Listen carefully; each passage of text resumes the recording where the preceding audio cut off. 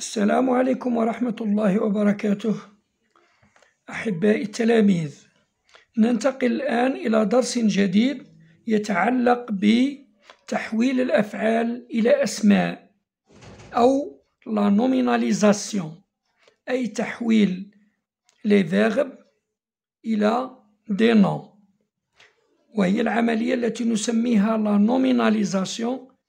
تلاحظون أنها مشتقة من le nom والverbe nominaliser، وهي في حد ذاتها nominalisation هي عنوان الدرس، وهي عبارة عن أو معبر عن الدرس. La nominalisation dans les titres de faits divers، التسمية في العناوين المتعلقة بالأخبار أو بالأحداث. Je lis et je repère، أقرأ وأميز وأعين أو أعين. Lis les titres suivants puis réponds aux questions، اقرأ العناوين التالية ثم أجب عن الأسئلة. نحاول أن نقرأ ونفهم العناوين المقتطفة من الجرائد. Glissement de terrain à Boufféric، انزلاق للتربة في بوفاريك. Dérapage d'un camion sur la RN 16 mercredi soir. RN route nationale، انحراف شاحنة على الطريق الوطني رقم 16 الأربعاء مساء. عنابة، saisie de 61 335 téléphones mobiles contrefaits. في عنابة حجز أو مصادرة 61335 هاتف نقال مزور أو غير حقيقي. Alger، un site archéologique a été découvert à la place des martyrs. الجزائر العاصمة، معلم أثري يتم اكتشافه في منطقة أو ساحة الشهداء. سقهراس، arrestation d'un groupe de faussaires، توقيف مجموعة من المزورين. نلاحظ أن هذه المقتطفات من العناوين أو عناوين الجرائد كلها تجتمع في خاصية واحدة، وهي أنها تبدأ بأسماء. وقلنا أن العنوان غالبا ما يكون une phrase nominale. glissement، dérapage، saisie، arrestation، باستثناء عنوان واحد. On trouve ce genre de titre dans la rubrique société، sport، culture، économie.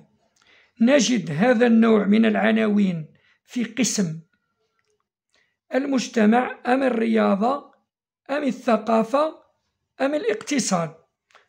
طبعا كما هو ظاهر يوجد في قسم المجتمع، إذن الإجابة تكون la société. On trouve ce genre de titre dans la rubrique société. ننتقل إلى مرحلة j'analyse، أحلل. Ces titres comportent-ils tous des verbes conjugués؟ هذه العناوين هل تحتوي جميعها على أفعال مصرفة؟ ويكون الجواب non، ليست جميعها. Un seul titre comporte un verbe conjugué. هناك عنوان واحد فقط يحتوي على فعل مصرف، أما البقية فهي عبارة عن أسماء. السؤال الثاني، quels titres sont rédigés sous forme de phrases nominales ou verbales؟ أي عناوين كتبت على شكل جمل اسمية أو فعلية. نحاول أن نضع جدول نميز فيه بين العناوين التي وردت على شكل جمل اسمية وخانة أخرى للعناوين التي وردت على شكل جمل فعلية. إليكم العنوان التالي. العناوين التي وردت في شكل جمل اسمية هي glissement du terrain à Boufféric, dérapage d'un camion sur la route nationale 16 mercredi soir, saisie de 61 335 téléphones mobiles contrefaits, arrestation d'un groupe de faussaires. والجملة الوحيدة التي وردت بفعل مصرف une seule phrase verbale, c'est un site archéologique a été découvert. السؤال الثالث. Quel est le mot le plus important dans chacun des titres rédigés sous forme de phrases nominales؟ ما هو الاسم الأكثر أهمية في العناوين محررة تحت أسماء أو جمل اسمية؟ الجواب كالتالي. Le mot le plus important est le nom qui désigne l'événement. الاسم الأكثر أهمية هو أو الكلمة الأكثر أهمية هي الاسم الذي يعين ويدلل على الحدث. souvent employé au début du titre. غالبا ما يستعمل في بداية العنوان. لاحظوا عندنا كلمة glissement, dérapage, saisie, arrestation هي أسماء جاءت في بداية العنوان لتدلل على الحدث وتجلب انتباه القارئ. ننتقل إلى السؤال الرابع. À partir de quel verbe ces noms sont-ils formés؟ انطلاقا من أي أفعال شكلت هذه الأسماء؟ نلاحظ أن الأسماء glissement جاءت من le verbe glisser, dérapage جاءت من le verbe déraper, saisie من le verbe saisir, arrestation من le verbe arrêter. Donc, الجواب يكون كالتالي. Ils sont formés à partir des verbes qui leur correspondent. تم تشكيل الأسماء الواردة في العناوين من الأفعال التي ترتبط بها أو لها علاقة ببعضها. الآن ننتقل إلى السؤال الخامس. Comment a-t-on procédé pour transformer ces verbes en noms؟ كيف تم تحويل هذه الأفعال إلى أسماء؟ À la fin de chaque verbe, on ajoute ou on a ajouté un suffixe. في نهاية كل فعل قمنا بإضافة لاحقة من اللواحق c'est-à-dire un suffixe. لاحظوا glisser أضفنا إليها أمو أصبحت glissement. dérapage أضفنا إليها آج أصبحت dérapage وهكذا. الآن ننتقل إلى سؤال السادس. Quel suffixe a-t-on employé pour former ces noms d'action؟ ما هي اللواحق التي تم استخدامها للحصول على أسماء الأفعال les noms d'action؟ Les suffixes employés اللواحق المستخدمة هي كما تلاحظون أمو في glissement وآج في dérapage وإي في saisie وأسيون أو سيون في arrestation. السؤال السابع. D'après toi, في رأيك, à quoi sert la nominalisation dans les titres de faits divers؟ في رأيك ما الهدف أو ما الفائدة من عملية التحويل إلى أسماء في العناوين أو في عناوين الأخبار؟ أي ما الهدف من عملية لا نوميناليزاسيون؟ لماذا نحول الفعل إلى اسم في كتابة العناوين؟ الجواب: Elle permet de résumer l'information. تسمح بتلخيص المعلومة et de la mettre en valeur وإعطائها قيمة أو توضيحها أكثر. والآن ننتقل إلى جزء آخر وهو Je retiens l'essentiel ou faisons le point. في هذا القسم نلخص المعلومات أو الفوائد أو ما فهمناه من هذا الدرس.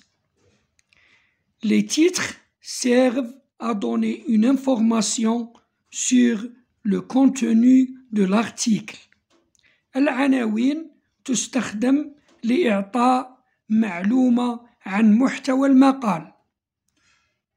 وتستخدم أيضا أي les titres العناوين à donner envie de lire l'article. وتستخدم أيضا لإعطاء رغبة في قراءة المقال.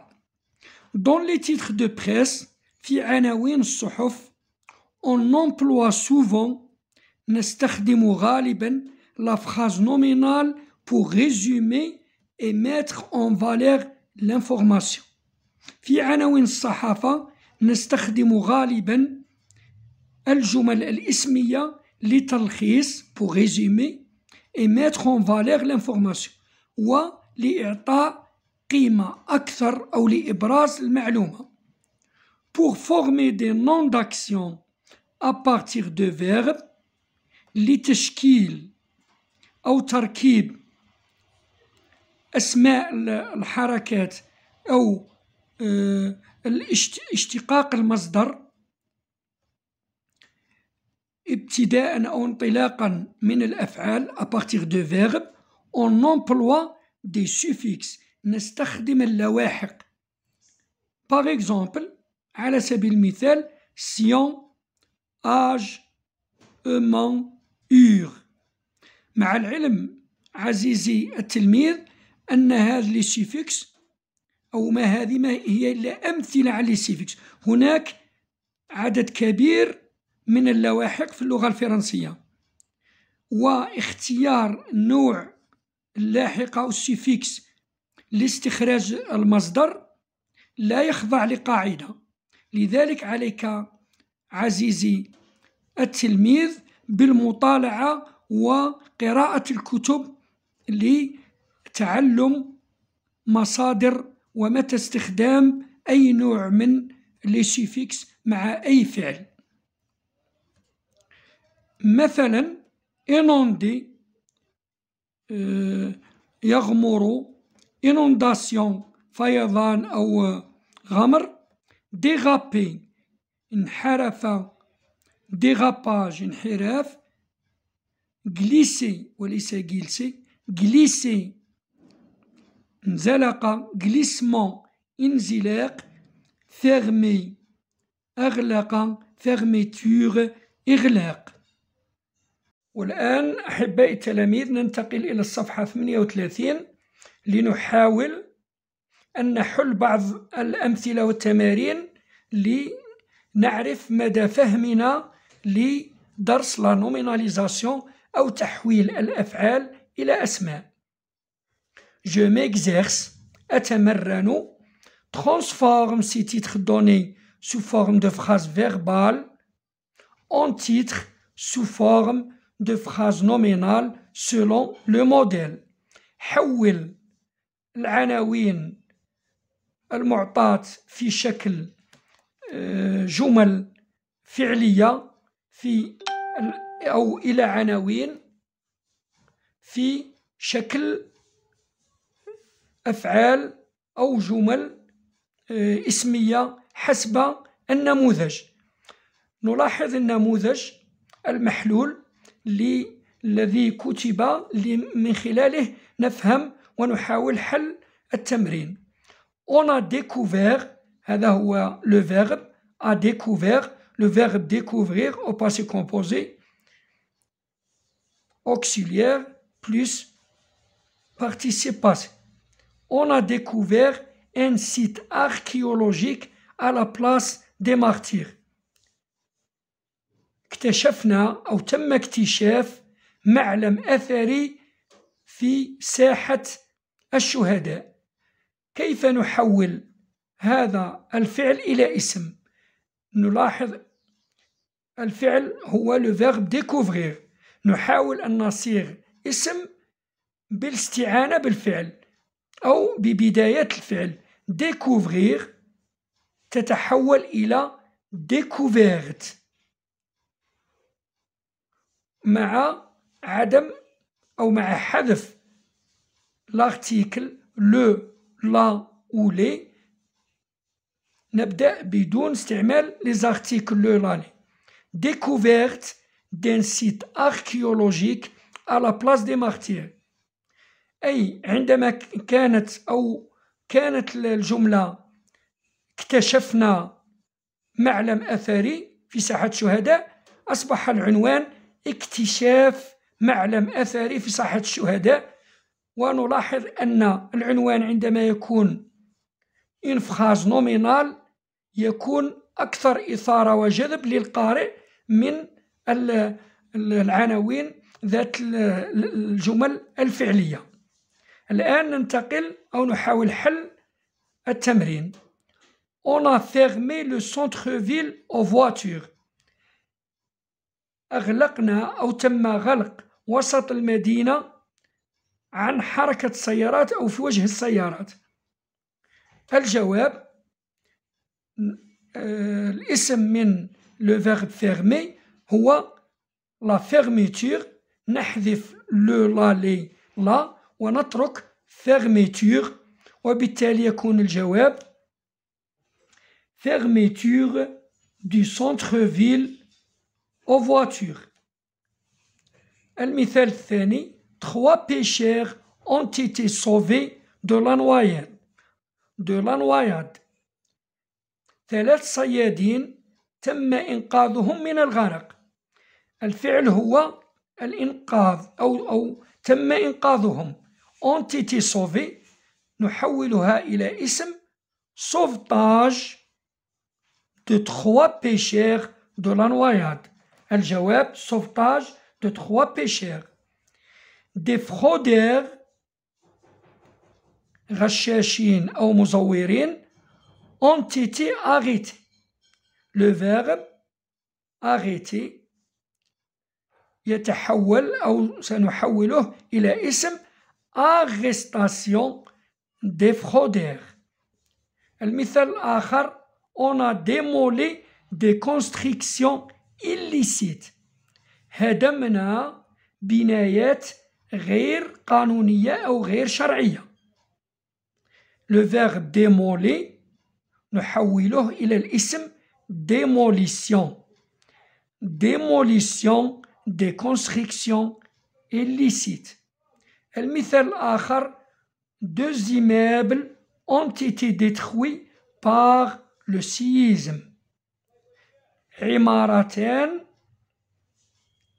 تحطمت أو تدمرت بفعل الزلزال. le verbe détruit يتحول إلى الاسم destruction de 2 immeubles par le séisme. تحطم أو انهيار عمارتين بفعل الزلزال. المثال الآخر le premier ministre partira demain pour Oran. le verbe partir في هذه الحالة نوعا ما حالة شاذة، وهي أن الاسم نوعا ما غريب نوعا ما عن le verbe partir، ويكون le départ، أي أن la nominalisation du verbe partir c'est le départ. ويصبح الجواب كالتالي départ du Premier ministre demain pour أوران. لاحظوا عندما بدأ الاسم بلو قلنا دو، وهو un article contracté يساوي دو تساوي دو plus le تصبح du. Départ du Premier ministre demain pour Oran. إقلاع أو ذهاب الوزير الأول غدا نحو وهران. المثال الآخر: Les cigognes sont arrivés au nord du pays. اللقالق وصلت إلى شمال البلاد. Le verbe arriver يصبح l'arrivage ou arrivage des cigognes au nord du pays. وصول اللقالق إلى شمال البلاد. المثال الآخر: Les sinistrés ont été relogés par le président de l'APC. l'APC هي l'Assemblée populaire communale، المجلس البلدي الشعبي البلدي. Les sinistrés المنكوبين تم إعادة إسكانهم من طرف رئيس المجلس الشعبي البلدي. Le verbe reloger يتحول إلى le nom relogement. Relogement des sinistrés par le président de l'APC. إعادة إسكان المنكوبين من طرف رئيس المجلس الشعبي البلدي. الآن نتحول إلى قسم j'écris أكتب. Rédige un titre sous forme de phrase nominale pour ce chapeau d'un article de presse. Le titre nous donne l'information principale. حرر أو اكتب عنوانا في شكل جملة اسمية لهذا le chapeau لمقالة صحفية، ويجب أن يكون العنوان أو يجب أن يعطينا المعلومة الرئيسية، يكون مختصر ويعطينا المعلومة الرئيسية. نحاول قراءة النص وتحرير عنوان مناسب يكون sous forme de phrase nominale. لنقرأ النص. Les services de la sûreté de la wilaya d'Alger ont organisé dimanche sur l'esplanade du palais des expositions. مصالح أمن ولاية الجزائر العاصمة نظمت الأحد في ساحة أو بهو قصر المعارض une campagne de sensibilisation، حملة تحسيس أو حملة تحسيسية sur la sécurité routière، حول أو تتعلق بأمن الطرقات au profit des enfants لصالح الأطفال و des piétons et des conducteurs والراجلين والسائقين dans le but de réduire les accidents de la circulation بهدف تقليص حوادث المرور. من خلال النص نلاحظ أن هناك فعل ont organisé.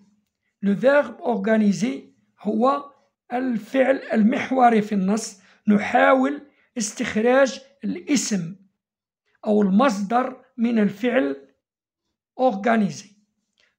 On va essayer de nominaliser le verbe organiser ou de transformer le verbe organiser en un nom. والإجابة تكون organisation d'une campagne de sensibilisation sur la sécurité routière. الجواب organisation d'une campagne de sensibilisation sur la sécurité sociale. والآن أحبائي التلاميذ نكون قد أجبنا عن تمارين الصفحة 38. نتمنى أن تكونوا قد استفدتم من الإجابة وأن لا تبخلوا علينا باقتراحاتكم، وإلى موضوع لاحق إن شاء الله.